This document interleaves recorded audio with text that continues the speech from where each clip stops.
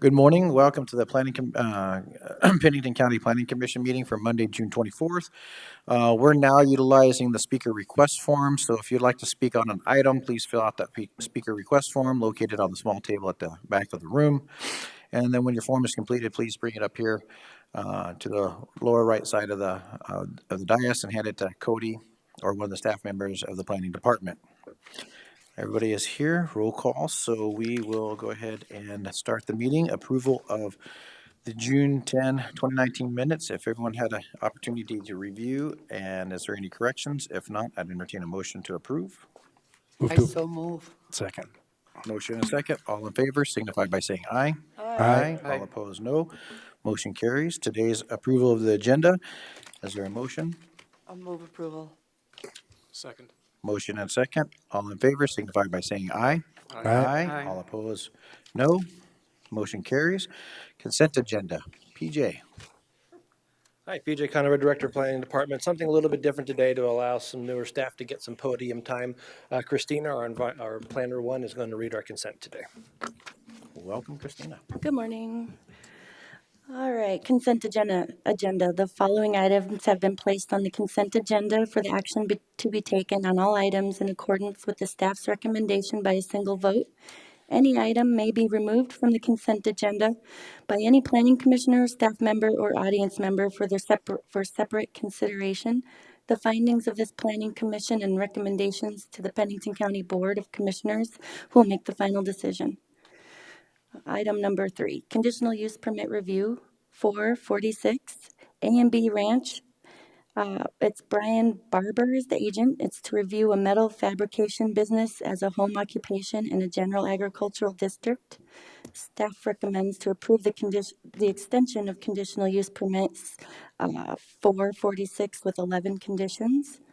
Item number 11, conditional use permit 87, Marilyn Welch, to review a single-wide manufactured home as a single-family residence in a suburban residential district. Staff recommends approval of the extension of conditional use permit 87 with 5 conditions. Item number 5, conditional use permit 8-48, Spring Creek Premier Property, and the agent, I believe, is Cody Shad, to review accessory structures like garage and pump house without a primary structure in a limited agriculture district. Staff recommends to end conditional use permit 8-48. Item number 6, conditional use permit review 11-2, Jeff Davini, to review an internally illuminated on-premise sign within 1,500 feet of a residential zoning district/dwelling unit in a highway service district. Staff recommends to continue the review of conditional use permit 11-2 to the July 22nd, 2019 Planning Commission meeting. Item number 7, 16-27, Jean and Carlin Vanderwert, to review a vacation home rental on the subject property in a low-density residential district. Staff recommends approval of the extension of conditional use permit 16-27 with 14 conditions. Item number 8, conditional use permit review 17-03, McDaniel Trust, Susan McDaniel, to review a vacation home rental on the subject property in a limited agricultural district. Staff recommends to end conditional use permit 17-03 with the applicant's concurrence.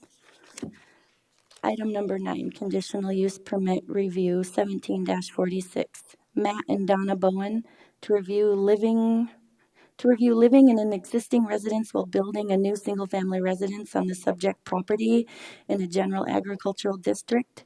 Staff recommends to end conditional use permit 17-46. Item number 10, conditional use permit review 18-07, Tim McTavish, to review 5 illuminated on-premise signs within 1,500 feet of a residential zoning district and a dwelling unit on the highway service district. Staff recommends approval of the extension of conditional use permit 18-07 with 6 conditions. Item number 11, conditional use permit review 18-10, Ray and Aaron Atkins, to allow an accessory structure, a garage, prior to a principal structure on the subject property in a limited agricultural district. Staff recommends approval of the extension of conditional use permit 1810 with 8 conditions. Item number 11, conditional use permit review 1818, Randy Dowdy and Laura Luthi, to review a rental home park on the subject property to include 4 existing mobile home rental units and to allow an additional 10 rental units, which would include mobile homes and/or governor's homes, and to also allow a caretaker/manager's residence and a shop on the subject property in a suburban residential district. Staff recommends approval of the extension of conditional use permit 1818 with 19 conditions. Item number 13, conditional use permit review 18-19. Greg Bolt to review a guest house on the subject property in low-density residential district. Staff recommends to continue the review of conditional use permit 1819 to the July 22nd, 2019 Planning Commission meeting. Item number 14 is conditional use permit review 1820. William and Carissa Bussey to review an existing shop building with living quarters to be used as a vacation home rental on the subject property in a suburban residential district. Staff recommends approval of the extension of conditional use permit 18-20 with 16 conditions. Item 15 is conditional use permit review 18-44, Edward McMahon, to review a ranch hand's residence on the subject property in a general agricultural district. Staff recommends approval of the extension of conditional use permit 18-44 with 7 conditions. Item 16 is conditional use permit 19-15, Samuel G. Fullerton III, to allow for caretaker's residence on the subject property after a single-family residence is built in a limited agricultural district.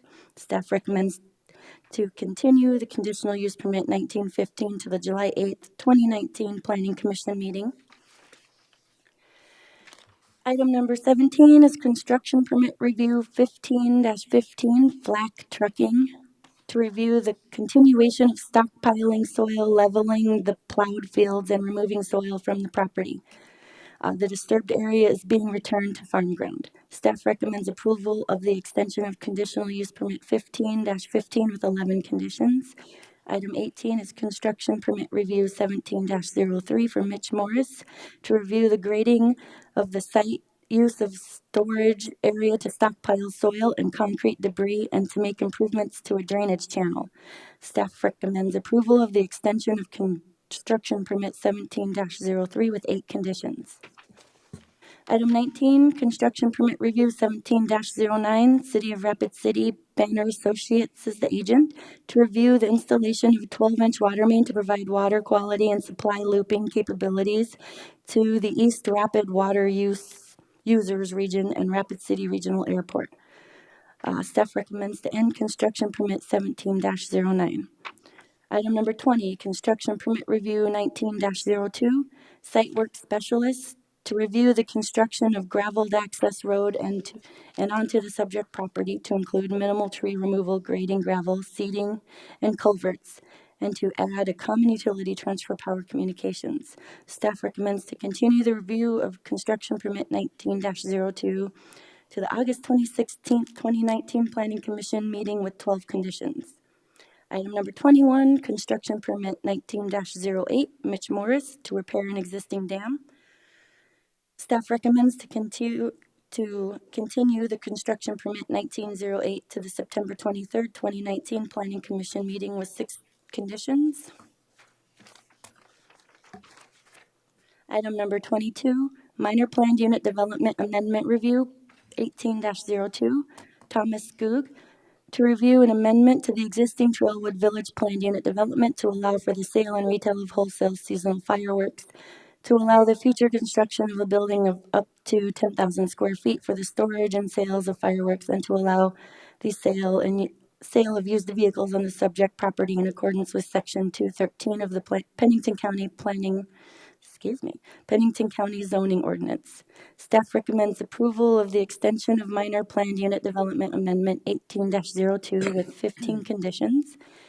And last, we have item number 23, minor plat 19-16, John and Ann Hovdeens, Agent Fisk Land Surveying to create lots 1 and 2 of Cosmos subdivision and dedicate right-of-way in accordance with section 400.3 of the Pennington County subdivision regulations. Staff recommends approval of minor plat 19-16 with 9 conditions. Thank you. Are there any items that staff would like to have removed from the consent agenda? Did good. PJ, did you pick her to do that since you didn't want to do the very long one? No, training staff. Did a very Training good staff. job, I think, as well. Very good. Thank you. Are there any items that staff would like to pull? 23, please, on behalf of the agent. Okay.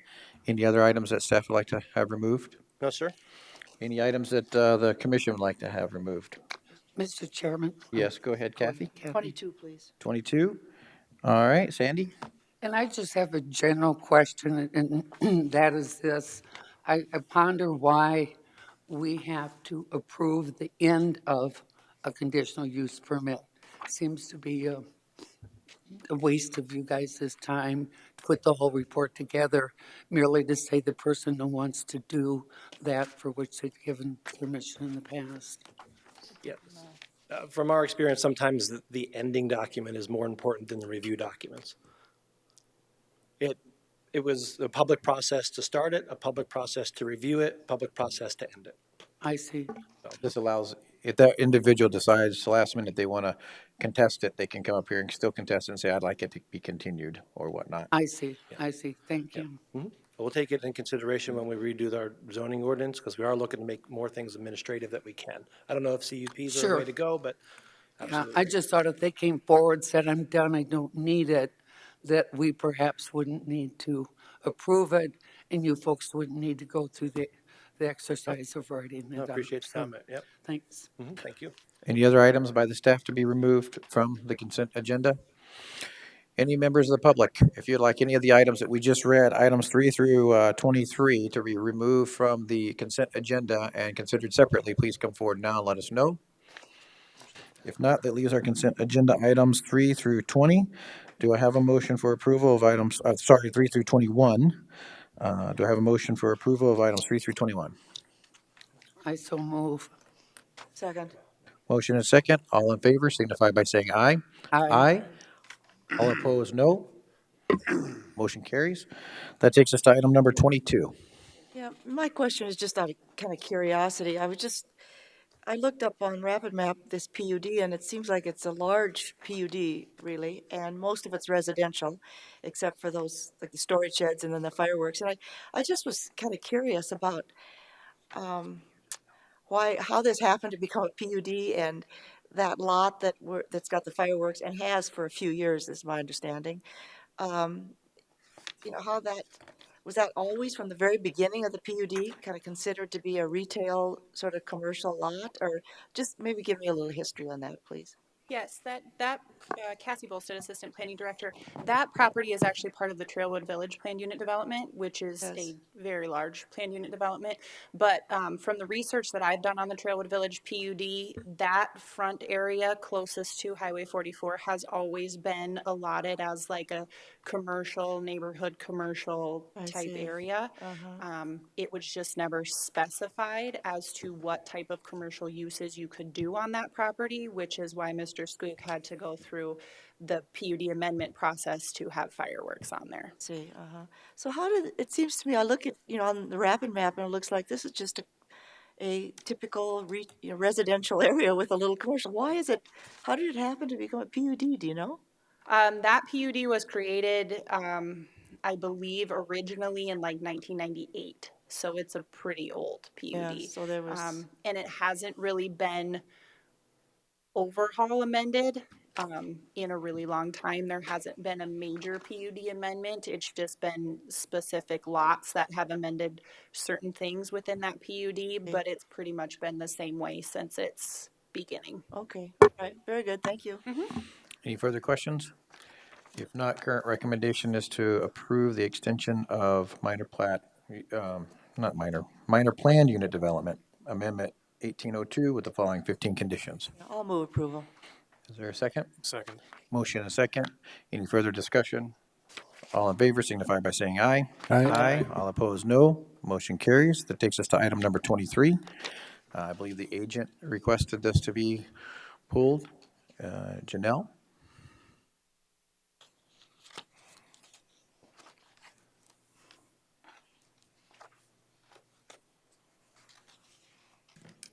Good morning. Good morning. My name is Janelle Fink. I'm with Fisk Land Surveying, and I'm here on behalf of the applicants, the Hubdenesses. I wanted to take a minute to review the recommendations with the stipulations of approval. The first recommendation indicates that we have to do 8-foot utility and minor drainage easements or an approved subdivision variance be obtained waiving this requirement. We did apply for a subdivision variance and it was approved.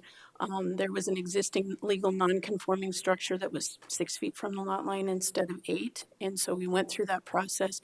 We also waived or secured approval for waiving of percolation test and soil profile information and dedication of a section line right-of-way and improvement, and then improvements to Cosmos Road. So from my perspective, when I read the stipulation, it looks like that hasn't been done. The way that this is written doesn't address that the variance has been approved. And it also makes it awkward from my perspective as an agent when my client looks at that and says, why does that not say that it was done? So, and as a matter of public record, I think that they should be updated or revised to include variances that were approved or acknowledge that that's already been done and met. Items 2 and 5 seem to me to kind of be redundant. They're talking about compliance with the zoning ordinance. And our plat does comply with the zoning ordinance, or the subdivision ordinance, excuse me, not zoning, the subdivision ordinance. And if it were to say it would continue to comply, that would be great, but it leaves somebody wondering, what are you not complying with? What's not done? What's not approved? Stipulation number 3 says that upon filing the plat with registered deeds, the plat show all existing power lines on the subject property. Now, this was a comment that came from Black Hills Electric Cooperative. We show improvements and like structures and power lines on a site plan that is submitted with this, which we did show and we did submit, but that information does not belong on a plat document. It lends some type of legal question as to what does it mean when you show it? Does it create an easement or does it not create an easement? The plat document itself is it's a picture of a deed, essentially. It's a graphic depiction of a deed with the instructions, bearings, and distances. If you start putting too much information on a plat document, it's not a bulletin board. It's not meant to hold that kind of information. So I would like number 3 stricken because that information is already provided on a site plan that has been submitted. And again, I think number 5 is kind of redundant with number 2 about compliance with the subdivision ordinance, which we are in compliance. So if it said continue to be in compliance, that would be great. So for stipulation 1, I would just like acknowledgement of the variances that were approved already. Items 2 and 5, maybe acknowledgement that we continue to meet the subdivision ordinance, and then strike number 3, if we could please, to remove the requirement for overhead power lines. That's not in your subdivision ordinance, so I don't know that it can be required anyway. There's nowhere that says that that is a part of a plat document. So, okay. Any questions for Janelle? Yes, I agree. You agree? Yep. Okay. Janelle has been around for a long time, and watching Janelle and her work, I'll just tell you, when she tells you she's doing something or she's done it, she has. So that's probably been 10, 11 years that I've seen her up here, and all of her stuff is always spot on, I'll just tell you that. So I would say on number 1, to acknowledge that that has been done. Number 2, that you said upon filing will That continues to comply. continues to comply. Number 3, strike. Number 4, leave. And number 5, will continue as well. That'd be my motion. I'll second. Motion and second. Any discussion? I didn't know if there was any other questions for the applicant, but Well, I'm not second guessing, Janelle, and your suggestions here, but I just think is there anything the staff would like to say in response? I'd just like to hear from them and see if there's any comments or thoughts on this from the staff. Hi, PJ Conover, Director of Planning Department. No, we wouldn't have any problem with rewording number 1 to address the 6-foot minor drainage utility easement from the layout plat from 1904, and then adding the words continue to meet in number 2 and number 5. And if you want to get rid of number 3 per the request of the electric utility, that's fine. We have put utility or power line easements on plats before. I don't know the legal ramification of it. No one's ever said no to that. But What about the standard redundancy request. between 2 and 5? I'm sorry? What about the redundancy between 2 and 5? They address different sections of the subregs. They what? They address different sections of the subdivision regulation variance, I see, Yeah, okay. section 400 and 700. 400.3 and section 700. I see, okay, very good, thank you. You're welcome. Any further discussion? Mr. Chair, Yes, Rich? I think our concern was showing the actual power lines versus power line easements or utility easements. Was that correct? That is correct. The existing easements that are of record are shown on the plat document and already called out. Okay. There are service drops to various buildings on the property that don't require an easement on your own property if it's serving yourself, so that's why that is shown on the site plan. Okay. But we do show the easements of record. They are on the plat. Thank you. No further questions. Okay. Any further discussion? Seeing none, all in favor signify by saying aye. Aye. Aye. All opposed, no. Motion carries. Thank you. That takes us to item number 24.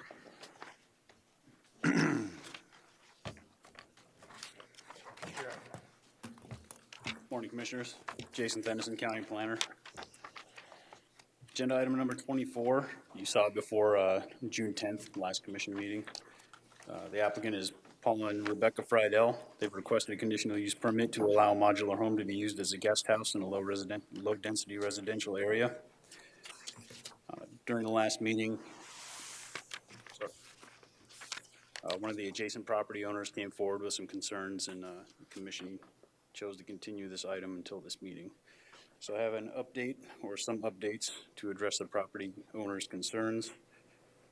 The first concern that they had was that the well system be researched. Thanks. We did do some research. We did find according to the August 29th, 2017 Cedar Gulch No. 1 drinking water report, the well currently has 14 service connections and is regulated by the South Dakota DENR as it serves 45 customers. I think there was some question as to whether or not it was regulated by the DENR, and it certainly is. It's also managed by a local property owner named Matt Scholl, 23566 Cattle Drive. The next concern that the property owner had was that the on-site wastewater treatment system be adequately sized for the addition of the guest house. The property owner has confirmed that there are 5 bedrooms in the house. The addition of the guest house would be the 6th, and it is appropriately sized for that. And it does have a current operating permit. The next concern was that a condition be made to vacate the private access easement. That access easement is off of Longhorn Court via an existing approach. It is filed with the Register of Deeds. A condition for the guest house cannot legally be made to vacate that easement. And the last concern that they had was that there be checks and balances associated with the conditional use permit if it's approved. And that if it is approved, CUP 1911 will be reviewed in 1 year. Taking all those factors into consideration, staff still recommends approval of conditional use 1911 with 11 conditions. Any questions for staff? Yes, just Yes, one. go ahead.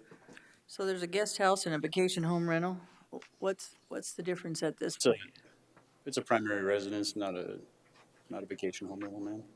What's a primary residence? The guest house? No, I'm sorry, you weren't here for the last meeting, right? Okay, so looking at the slide, the primary residence is here Yes. with the address.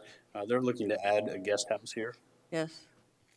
just similar to an addition to the house. It's the Well, it guest says it'll only be used 180 days per calendar year. So what's the difference between calling it a vacation home rental? Are you having your family in there, so it's a guest house, so it's different?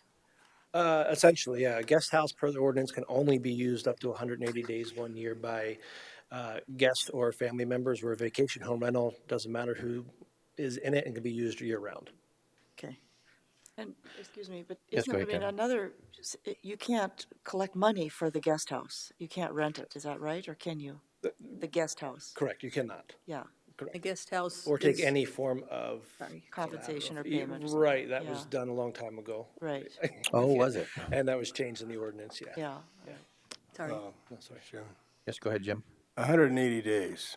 How do you know they only use it 180 days? Do they keep a log or something?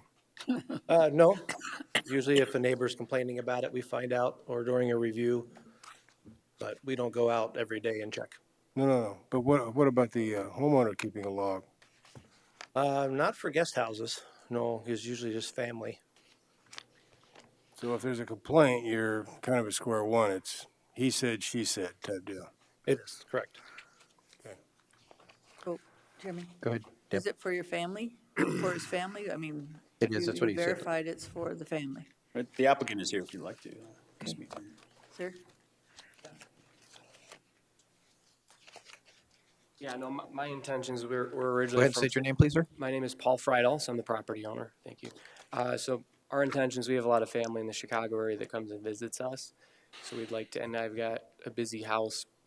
So it just facilitates things if we can have a separate structure for family to visit. So it's just family, you're not gonna rent it to anybody or, That's not the intention, no. And I think the ordinance says it can't be rented as a primary residence to Right. someone else.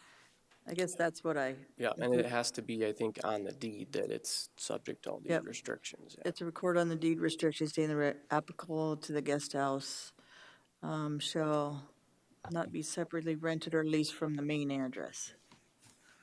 Okay, thank you. Any further questions for staff or for the applicant? Thank you very much. Paul, did you have anything you wanted to address? Because you did ask to be a speaker on this, or were you just making yourself available? I want to make myself available, and then also just a few points of clarification. So clearly it's already regulated. We found that out. So this is not going to cause incremental strain on the neighbors, which was brought up last time and is an appropriate concern. And then there was a question about water flow. And again, the intention is people are going to be staying in my house or this house. It shouldn't really affect water flow to the community.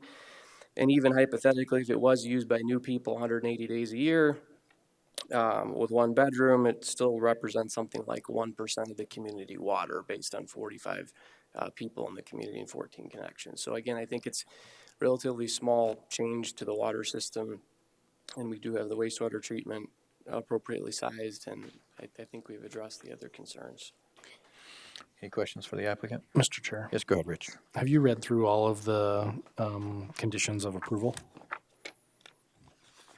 In the staff, have you read through all of these conditions of approval for the request? I've read what I've been sent, so if that was what I was sent, then yes. He would have been sent those, correct?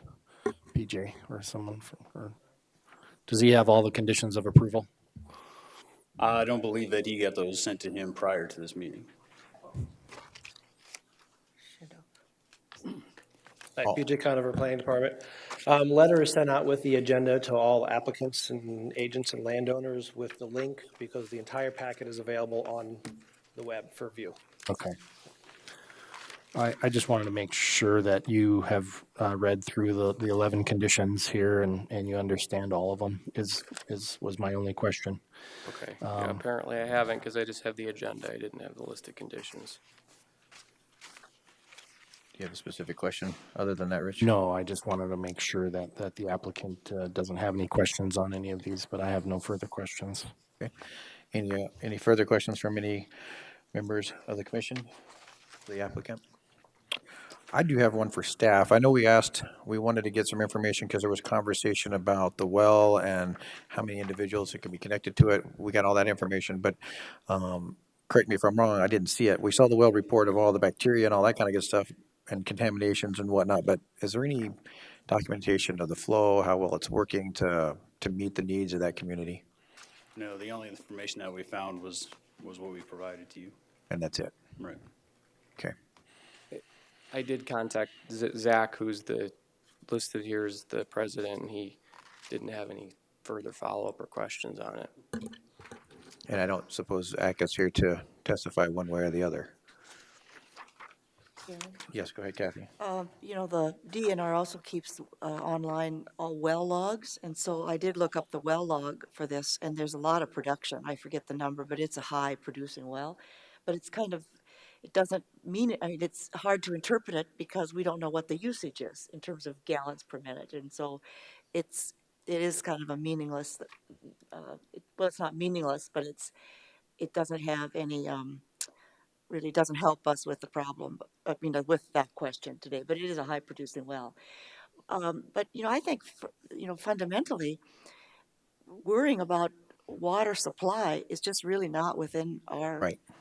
area of authority. So I just don't think that, as much as we'd like to worry about that, it's not part of our authority to worry about. Okay. Any further questions? Yes, Yes, go ahead, Deb. Miss Kathy, for me, it's just that I don't want to overload it. Number one, on Bradsky Road, it's past the 40 limit rule. And then water, and just adding to the issues. It's not that I'd like to know about it, not that we can say, okay, we're not doing this because of water. Yeah. But I kind of like to know what's happening out there, because it won't only be a 40 unit rule issue. It might be a water, septic, or something else that we don't regulate in one sense, but the other, just to know about it, it's kind of nice. So we're not saying 40 units not a big deal, but once we don't have any water or sewer with that 40, over 40 capacity, then there's a few more issues. So sometimes I like to know those things. Yeah. Not exactly shut something down, but it's kind of nice to know it. Of course, yeah. Thank you, ma'am. And with that knowledge too, it just leads me to believe that maybe the water system itself needs to be evaluated by the one who owns the water. Because if it's a pressure issue, then maybe it's a pump or problem like that. When my well was bad or had a low water pressure, we changed out the pump, and guess what? It worked better, but our well still pumped well. So, all right. Any further last minute comments? If not, staff recommends approval of conditional use permit 1911 with the following 11 conditions. Is there a motion? So moved. Second. Motion and second. All in favor signify by saying aye. Aye. Aye. All opposed, no. Motion carries. Thank you. Item number 25.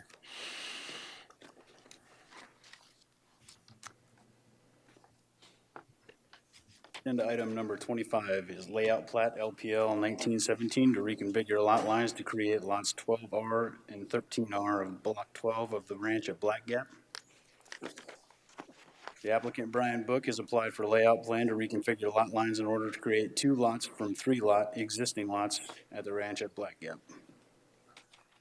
Existing conditions, lot 12 is zoned planned unit development district, consists of 0.64 acres, takes access off Morningstar Court, contains a single-family residence built in 2005, also an addition that was created in 2015.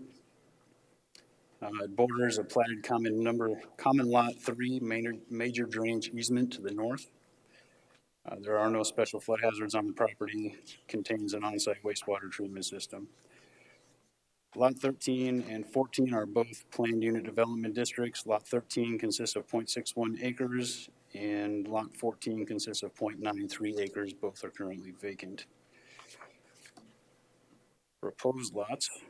Existing lot 12 will increase from 0.64 acres to 0.693 acres to become lot 12R. The existing 8-foot utility and minor drainage easement between lot 12 and 13 will be relocated to account for the lot line reconfiguration.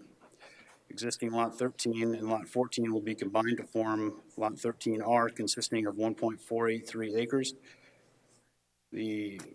Likewise, the existing 8-foot utility minor drainage easement on both sides of the former lot lines will be vacated.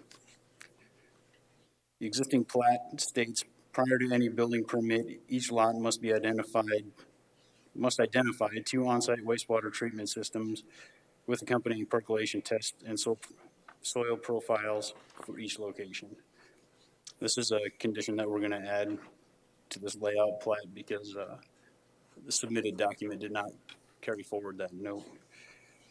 So for purposes of the layout plan, staff finds no significant issues with the applicant's request and recommends approval of layout plat LPL 1917 with 7 conditions. Questions with staff? Mr. Chair. Yes, go ahead. On the recommendation number 2, on each lot must identify 2 on-site wastewater systems? Or are you talking, they need to identify 2 locations where those systems would be? Correct. Yep. Okay, so This then was, the note that was in there was verbatim from the existing plat. So that's how it's stated now.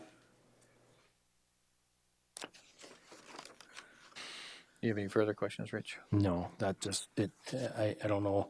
I didn't know if the intent was that they need to provide 2 separate systems, such as like a mound system and a conventional system or some other advanced system, or is the intent of that, that condition to identify 2 locations? Because then you also require the company percolation test, which would signify a location, so, Yep. okay. Okay, any further questions? Yes, Chairman. Yes, go ahead, Ms. Hadcock. We just talked about water and sewer, but since I've been from city council to here, they have had issues with their septic systems. Out in this So, area. and if you read it, it's classified as very limited. And this is kind of one of those things, Miss Kathy, I'm talking about, that we don't want to end up being a green valley where it can't handle all of it, all the systems, and then these people are in trouble. So I don't know when too many septics in one area is too much, but Green Valley was also approved back in the day for all its septics and all those things, but they've had major issues ever since. So, Ms. Brittany, I just want to make sure we're not overloading this development with septics and issues and then have to come back and fix it later. Good morning, Brittany Molitor, Environmental Planning Supervisor. My understanding of them doing these lots, they're going 3 to 2, is because I think they've tried to put a septic on that 113, lot 13. Yes. And there's no areas for it. This area has been plagued with heavy clay soils and underground springs. So that's some of the issues out there where we've seen some septic failures. But this would actually decrease density, this plat would. It would, but how many septic tanks have failed, or septic systems, even if they're on mounds, have failed out there? I don't have an exact number. I know it's been a lot since we've started because of the water level and then the spring there. And again, this is the same issue in Green Valley that we had. I don't know how you limit it or how you do something so the septic is different than it is now, but I hate to stop somebody's development in one sense, but I also don't think if we're not responsible about what we're doing at this point, then we're just adding to the issues. Because it's, like you said, they're making it the configuration because they can't build a septic in lot 13, so they gotta make it bigger and redesign it, so maybe Rich knows, he's the engineer, but, and Miss Kathy, when does it become too much, and how do we find solutions so people can build and also not end up having septic in their wells and stuff like we had in Green Valley? Go ahead. My understanding is that the solution, there's always a solution, and that is a contained system with regular pumping. So if somebody really wanted to build on that lot, isn't that true? They can do a contained system and then pump it periodically? They can, and there's also alternative systems, advanced treatment units and things like that also. But again, they are reducing the density here from 3 lots to 2 Right. lots. Yes. But there is like a significant drainage through there, and I think there's some groundwater issues and some other things on that existing lot. Mr. Chairman. Yes, go ahead, Jim. So the real issue is not that we are on the verge of some catastrophic public,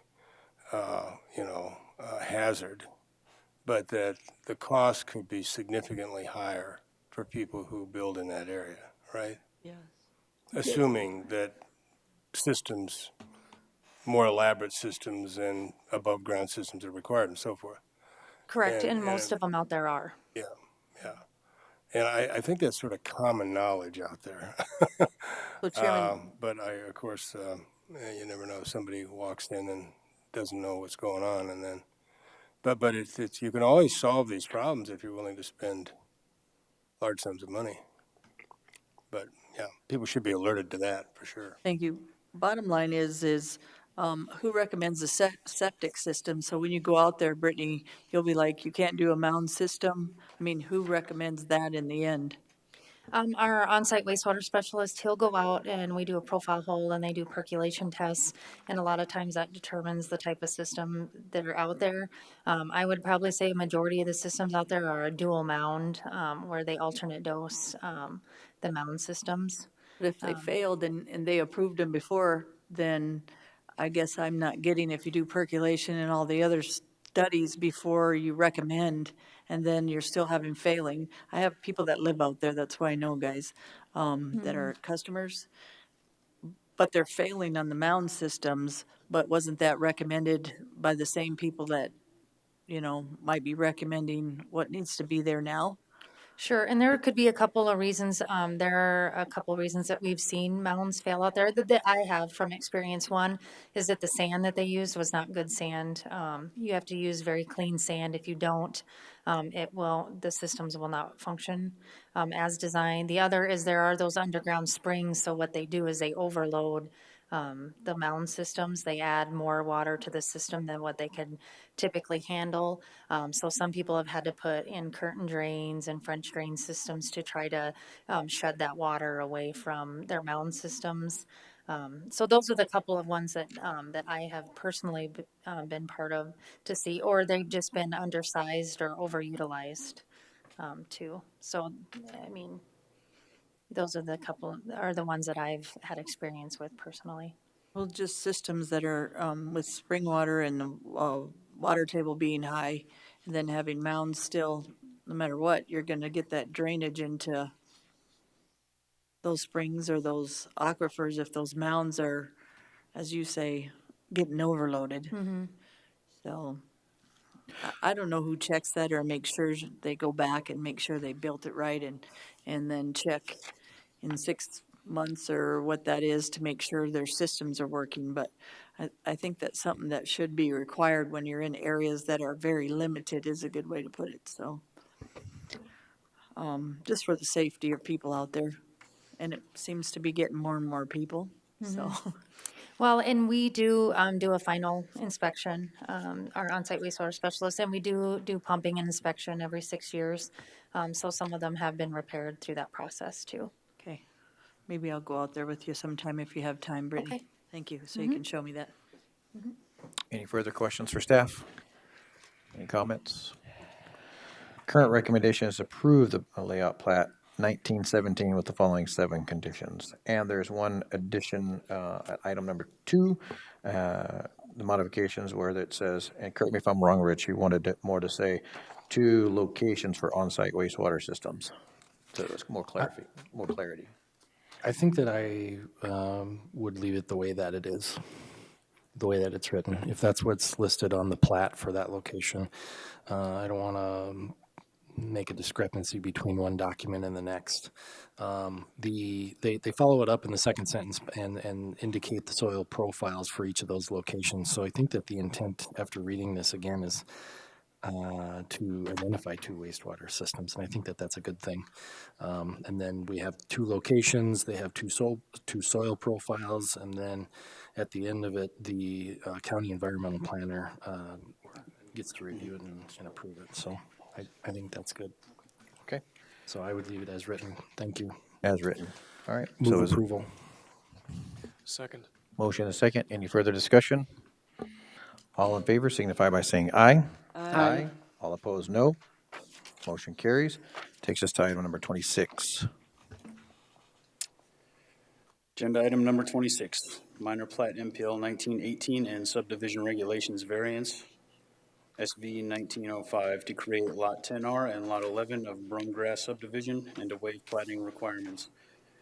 The applicant, Lauren Lippert, has applied for minor plat, or for a minor plat, and is requesting a subdivision regulations variance to reconfigure lot lines in order to create lots 10R and Lot 11 of Brumgrass subdivision. The applicant's agent is in the audience if you do have any questions. This request has been before the commission. It was in the form of LPL 1906 back in April of this year. Existing conditions, Lot 10 of Brumgrass subdivision depicted on the slide is tax ID 68890. It is currently zoned general agriculture district consisting of 55.66 acres. There is a special flood hazard area on the property. The lot is currently vacant. The next property is depicted on the slide as 68891. It is also zoned general agriculture district consisting of 80 acres and is also vacant. Proposed lots here, lot 10R you can see on the slide is in blue. Will consist of 35.452 acres, which does not meet the minimum lot size requirement for general agriculture district. That said, the next agenda item will be a rezoning comprehensive plan amendment for this area. Lot 11 of Brumgrass subdivision will become 60 acres, take access via section line. On June 10th, 2019, the Planning Commission approved naming the portion of this section line Whippert Ranch Road. I said this was a two-part request. There's also a subdivision regulations variance requested. The first request is to not submit percolation test and soil profile hole information. Applicant doesn't exactly know where he wants to put his house, doesn't want to go drill profile holes in areas that he may not place that septic system. The second is to not improve section line located on the southern property line of proposed lot 11. As far as the applicant is concerned, he's the only one going to be accessing that road. There's no planned development out there, so he's requesting to not improve that section line. This was sent out for interdepartmental review. The Register of Deeds came back with one note saying that the notary acknowledgement of Gordon Howie signing on behalf of Antelope Creek needs to reflect he is signing on behalf of Antelope Creek. It's administrative, and I think it's easy to fix.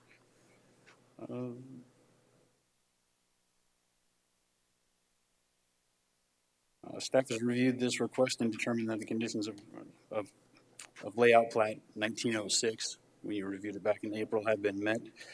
Therefore, staff recommends approval of minor plat MPL 1918 with 7 conditions. Any questions for staff? Yeah, Chairman, Yes, go ahead, Deb. could you tell me why the submittal of, to waive the requirement of submittal of percolation tests and the section, not to improve the section line? Why did you guys recommend not to do those two things? Deb, I recommend to allow him not to do those. Yes, why? Right, because the applicant doesn't know where he's going to place his house.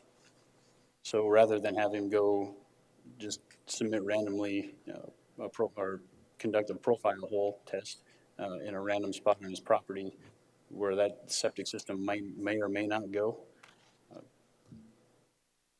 he doesn't see the need for it. And then on number 7, that an approved floodplain development permit be obtained prior to any disturbance. Correct. Yes.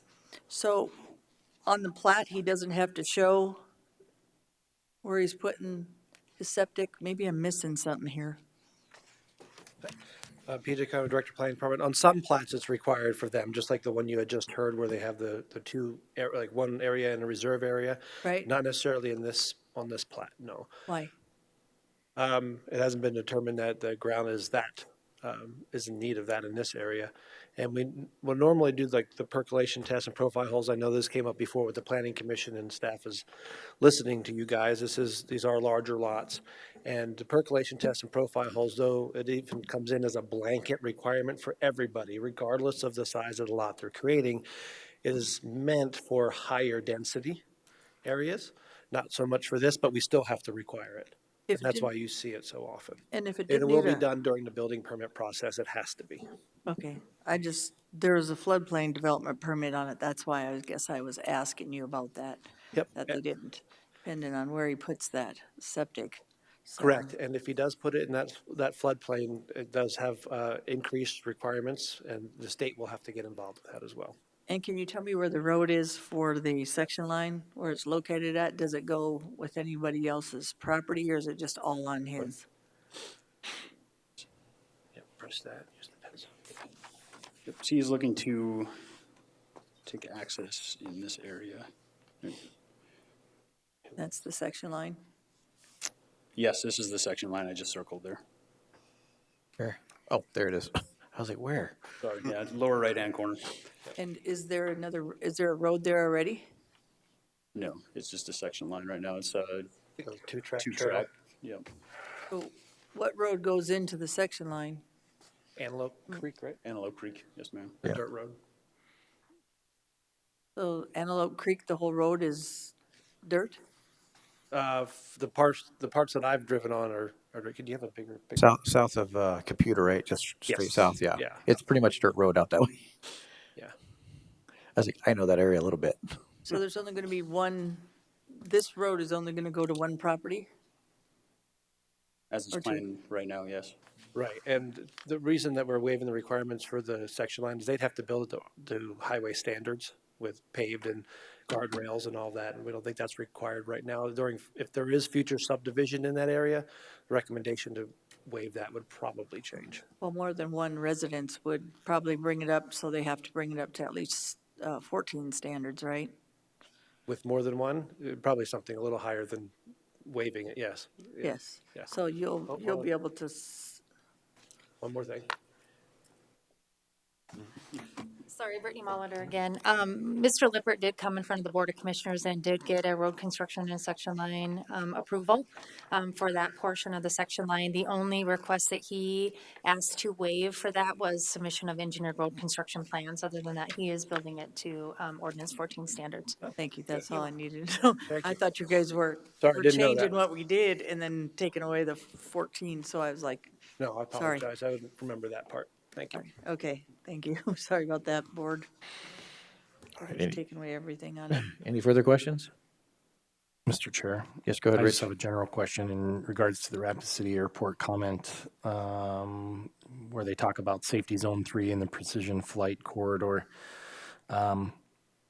Do we have a document that follows the deed of a property? And I realize in this instance, some of the stuff's not necessary, but looking down the road in the area east of town there, is there such a document that says, hey, you're gonna have planes flying over your head and buyers of homes and lots, those types of things have to acknowledge such things? Do we have a process for that?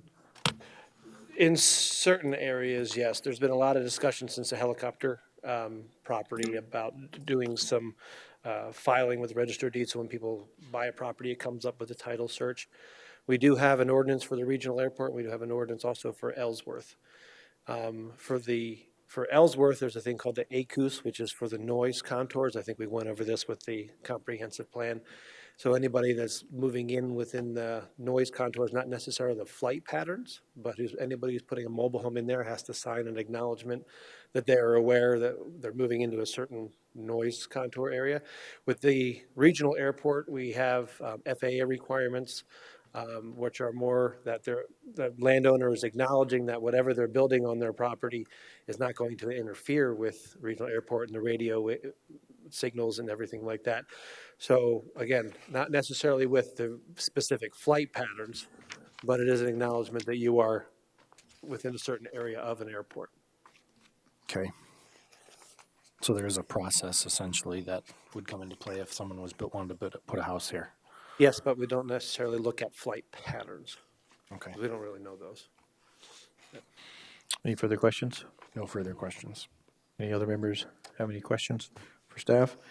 Any members of the audience like to speak on behalf of this item? Seeing none, recommendation is to approve minor plat 1918 with the following 7 conditions. Is there a motion? Move approval. Second. Motion and second. Any further discussion? Seeing none, all in favor signify by saying aye. Aye. All opposed, no. Motion carries. Item number 27. Sorry, on item 26, there's also the subdivision regulations, needs to have a motion. Did I miss something? Oh. So say that again, PJ? Staff is recommending approval of subdivision regulation variance 1905 to waive submittal of percolation profile and percolation test and soil profile hole information, and to not improve the section line located on the southern property line of proposed lot 11. Thank you for pointing that out. Yep. Totally skipped over that one. That recommendation that PJ just read, is there a motion for that as well? I'll move approval of the subdivision regulation variance SV 1905 and that include the following: submittal of percolation, waive the requirement for the percolation test and soil profile information, and waive the requirement to improve the section line. Second. Motion and second. Any further discussion?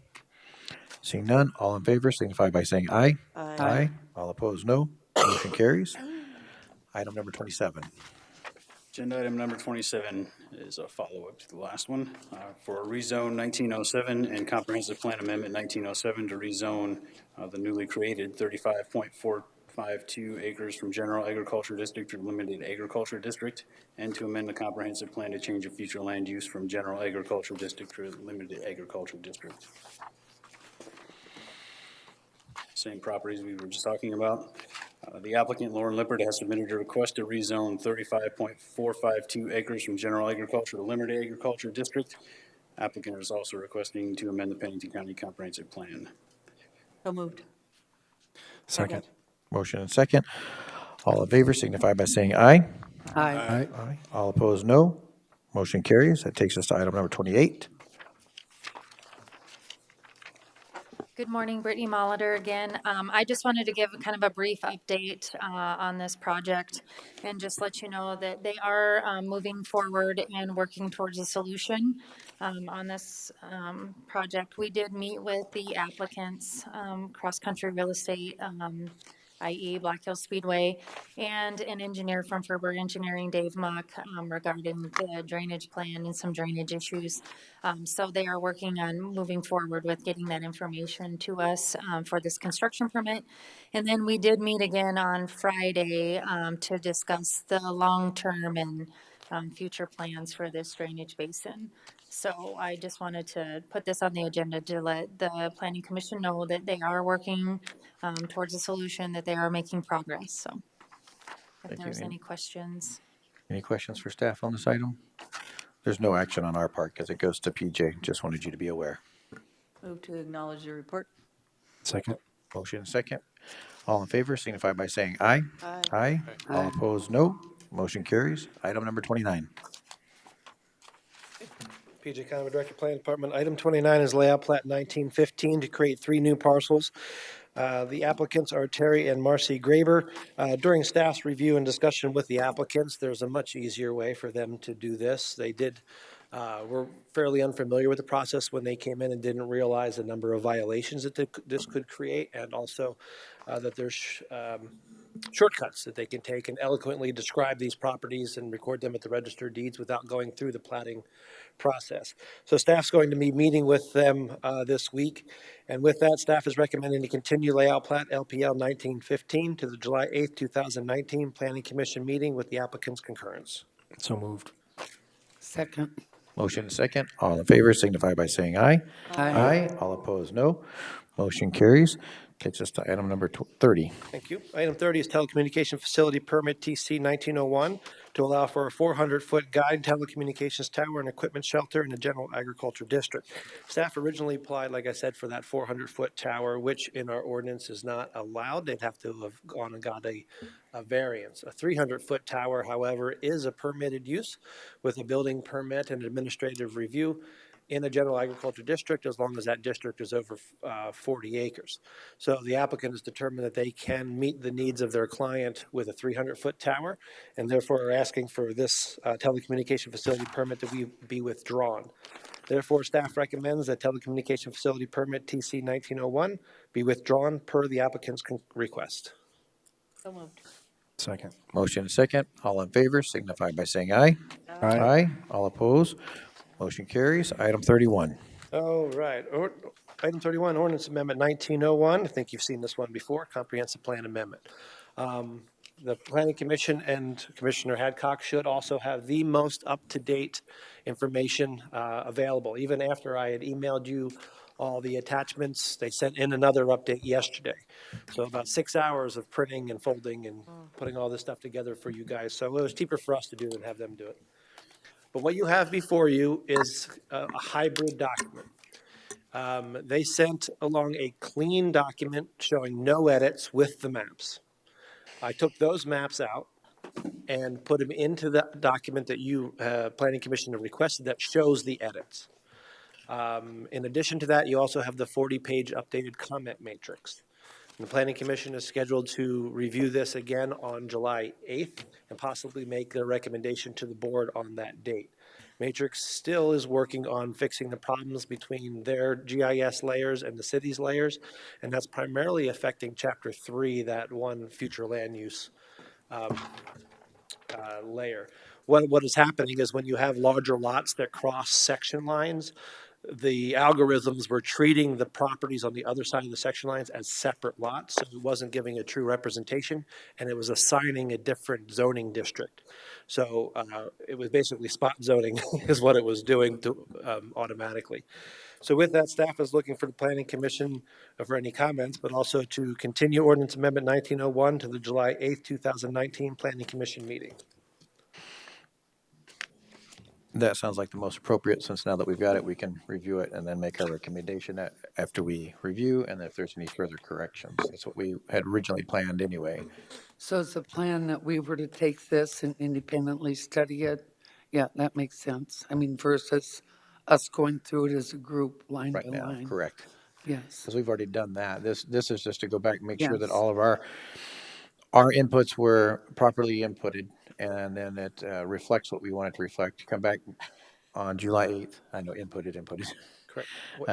Say again? I was going to say, one thing you will find, because this is an edited document, chapters, well, the formatting is not accurate. So just disregard the formatting as you're going through. You'll also see chapters 9 and 10 are smaller size because it still has the comment field on the right. So don't worry about formatting right now. Okay. okay, but excuse me, Go I ahead. just have one more question. As I look through this, then the pages that do not have any changes are not in here, is that correct? No, that is not correct. Even pages without changes are included. Okay, so all pages are included, including those that were corrected. That is correct. Is that a true statement? That is true. Okay, thank you. That was, I don't need any more explanation. Thank you. Yep.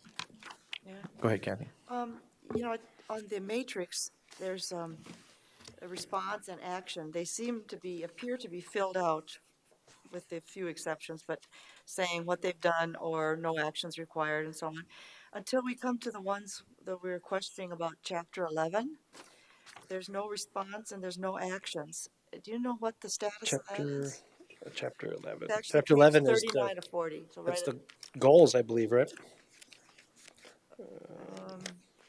Yeah, Yeah, you what know, we just, talked we're just, the gist of it is that we're requesting a little more information in that introductory piece to, so that we could help us understand those, why those few were selected for Chapter 11. And you did get an email response from them, which I Right. personally felt a little bit, I Yeah. still didn't fully understand it, but I'm just wondering, is that going to be included or not? That email? Their response and, our back and forth on that point, is that going to be included They in their sent a changes or not? Did I not send you they sent another request. I asked them for a follow-up based on. And they did, and it wasn't very clear again. Okay, I just want to make sure. Confusing But I as mean, the first my one. point is, it's not in the matrix, nor is it in Chapter 11 amended, edited Okay. version. And I'm just wondering, is the intention to include that in this edited version?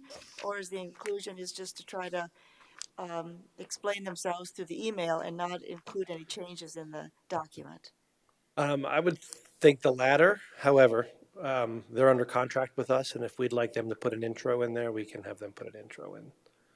So I can work with them to come up with some type of Explanation in the well, that too, introduction. and also some type of draft verbiage that we can put into that chapter, send it out, and see what everybody thinks.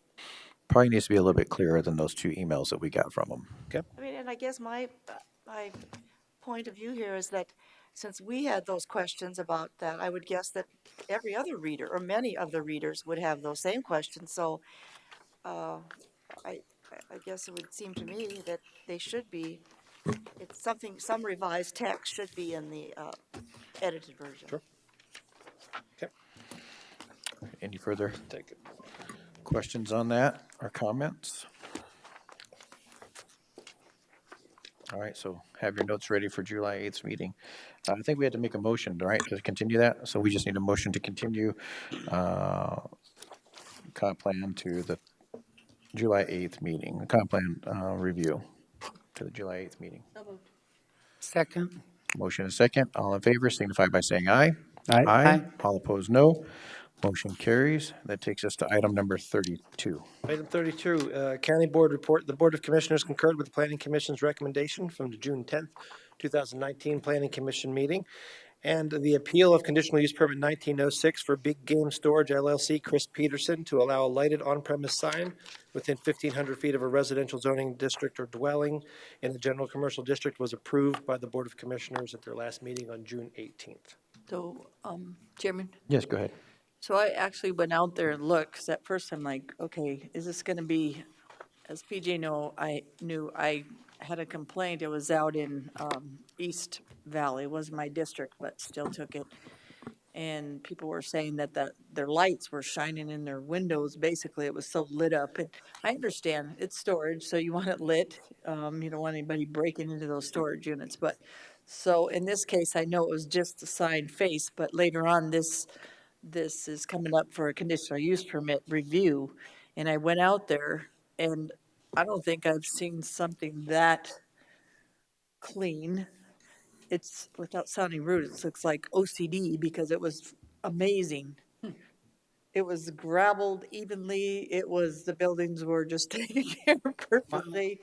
I mean, it was pretty awesome how nice this property is. And he does have piles of dirt on there kind of, but it has grassy knoll, kind of like berm kind of thing. So at first I was listening to the neighbors and I always listen, but then I have to go check. So bottom line, with that, I asked the commission if they would continue it just for me to go look because we're going to see it again probably. And you'll have to go out there and look at it if you haven't. It's very, very well kept. Very nice. So I was impressed. So sometimes, like I say no on stuff until I can kind of see. Sometimes you have 27 items and you can't always go and drive and look at those items. So when something becomes lots of neighbors or something, then I like to go look. So anyway, we have a good board. We have a great board of commission right now. So just like your planning commissioners, you guys review very well and we appreciate you very much. Any further questions on that? All right, item 33, is there anything further, PJ? Not on 32, no. Okay. Item 33, items for the public. Any members of the public like to come forward and speak on behalf of anything? All right, item 34, items from the staff. There's an addition always. Two, actually, this time. First, on behalf of the Planning Commission, congratulations to Commissioner Lassiter and Commissioner Marsh for being reappointed for another 3-year term starting in July. Thank you. You're welcome. And with that, this will be Commissioner Lassiter's last meeting as chair, unless, I don't know if he can be voted back in. The Planning Commission will need to vote in a new chair, vice chair, and second vice chair at the first meeting in July. We had a lot of good applicants. And we did advise them if they'd like to get on some other boards or even committees for the county. We have tons of them, but we felt when I was listening to them, and I think Rich and Travis can concur, is that these two do a very good job for us. They show up for the meetings. They do what they're supposed to do. So I'm not willing to replace anybody that's doing a good job. So that was our bottom line, even though we had some really good applicants. So. Thank you. PJ? One more item. One more item. So a third item. I lied, yeah, 3. Okay, 3. Where'd you go? Oh, there you are. Cassie Volstead, Assistant Planning Director again. My item is really exciting. This gentleman sitting in the back of the room is Dwayne Allen. He is our new Ordinance Enforcement Officer. Today is his first day. I won't make him come up here and say anything, but I just wanted to introduce him. We're very excited to have him. Dwayne comes to us from 24 years in the military and 7 years at the jail. We swiped him from the jail. So we're very excited to have him on board. He's going to be a fantastic addition to our team. Awesome. Welcome, Dwayne. Welcome. We had Mike. I don't know if you could take his place. He was had a draw on him, so every time, hey, Colt. What military service? What branch? Go Air Force. Mike was Navy, so. Yeah, very, very, very funny and very good with people. So everybody, whenever I went with him anywhere, they always make him crack up just the way he talked. But just loved him. He was a great guy. We miss him too. So congratulations, and hope to go out and see what you can do as well. Just your job is very hard. People are mad when you come out. So Awesome. All right, items from the membership. Anything to pass on? I will not be here at the next meeting. July 8th. Yep. Jim is going to be out. So did I hear that right? You'd like to be voted chair? I think I got voted vice chair. No, when I that's wasn't not at the reason meeting. for my absence. well, that's how you get elected as chair when you're absent. Oh, no. That's I what they were make him trying in to with a tell you, white Jim. stick next time or something. I'm not going to be, I will be here for July 8th, but I'm actually going to be at church camp on July 22nd. I know I'm meeting ahead, but just in case I forget, I will be out the July 22nd meeting. You guys should try it. It's a good experience. It is. Yes, it is definitely a great experience. I'll tell you that. It's been fun. Any other items from the membership? You laugh. It's been fun. If not, I would entertain a motion for adjournment. So Moved.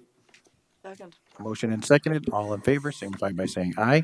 Aye. All opposed, no. Motion carries. Thank you. Thank you. Job. This is the shortest.